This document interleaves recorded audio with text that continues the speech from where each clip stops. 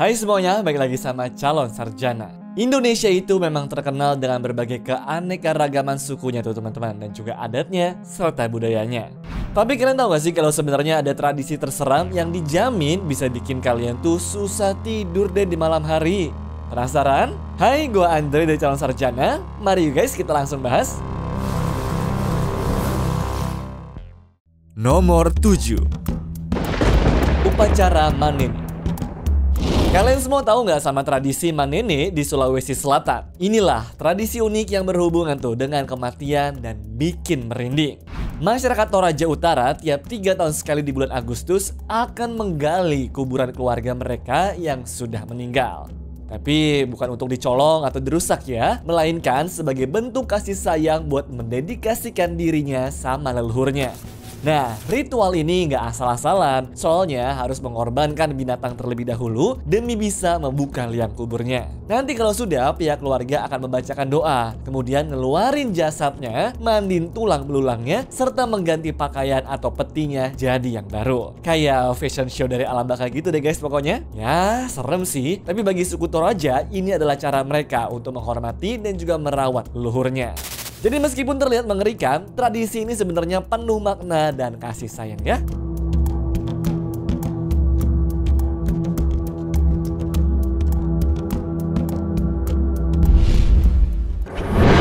Nomor 6. Ikipalin di Papua.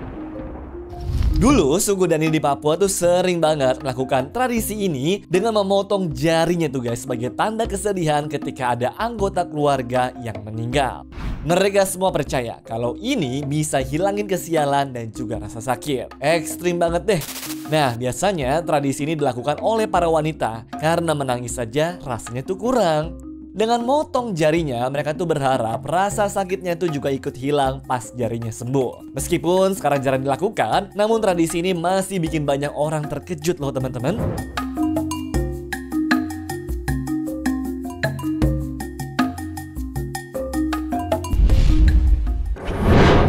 Nomor 5.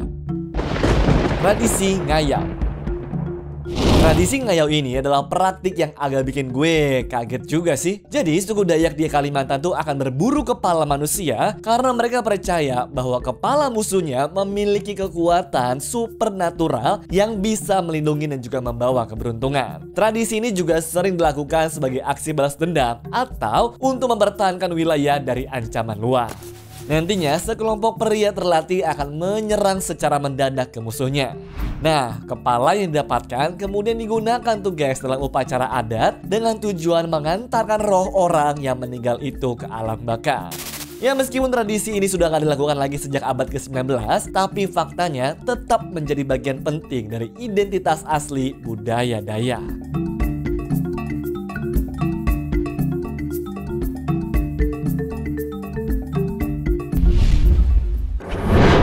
Nomor 4. Ritual Pataheri. Tradisi di Maluku ini sih cukup kacau menurut gue. Dulu mereka tuh punya ritual guys, mempersembahkan kepala manusia. Gila kan? Tradisi ini awalnya dipakai buat jadi mas kawin atau penanda laki-laki sudah jadi dewasa. Mereka pokoknya harus pakai ikat kepala merah yang bikinnya pun harus memenggal kepala seseorang dulu. Tapi karena hukum Indonesia itu melarang pembunuhan, tradisi ini akhirnya dilarang sejak tahun 2005. Dan kalau sampai ketahuan, ada hukuman tegas buat yang melanggarnya ya. Nomor 3. Tradisi Carok. Kebanyakan orang Madura mungkin ada yang suka dianggap memiliki citra yang keras, kaku, dan temperamental. Padahal nggak semua orang-orang Madura tuh aslinya seperti itu loh. Soalnya mungkin nih hal ini sudah jadi stereotip semenjak orang-orang tahu mengenai tradisi carok yang ada di sana. Carok biasanya dilakukan untuk mempertahankan kehormatan.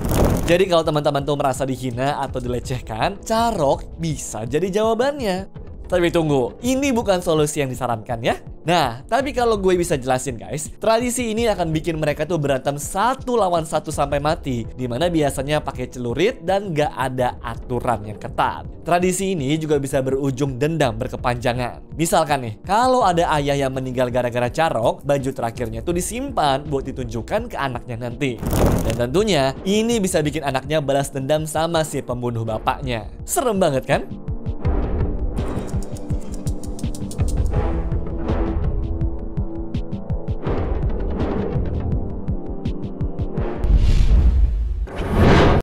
Nomor 2. Ritual debus di Banten.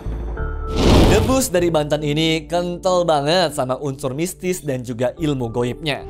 Awalnya sih tradisi ini digunakan sebagai sarana penyebaran agama Islam di Banten pada abad ke-16, terutama pada masa pemerintahan Sultan Maulana Hasanuddin. Nah, terus pada masa Sultan Ageng Tirtayasa, debus tuh berkembang menjadi alat memompa semangat rakyat Banten untuk melawan penjajah Belanda.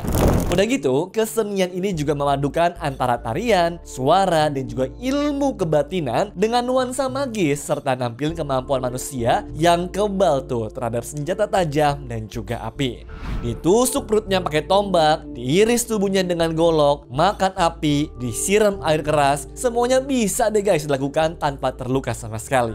Namun saat ini, debus lebih difokuskan sebagai sarana hiburan dan dipertontonkan dalam acara-acara besar seperti pernikahan, khitanan, dan hari besar keagamaan juga.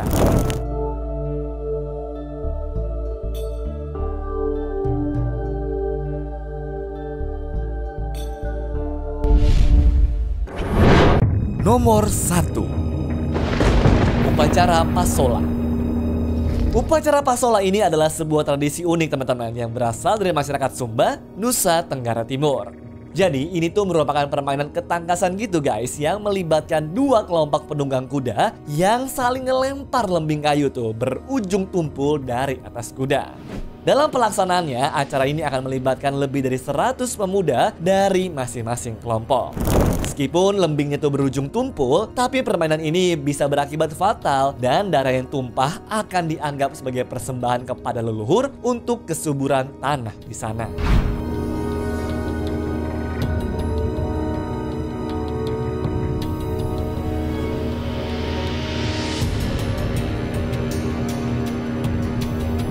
Anyways, cukup sampai di sini ya guys video hari ini. Sampai jumpa di video selanjutnya. Dah.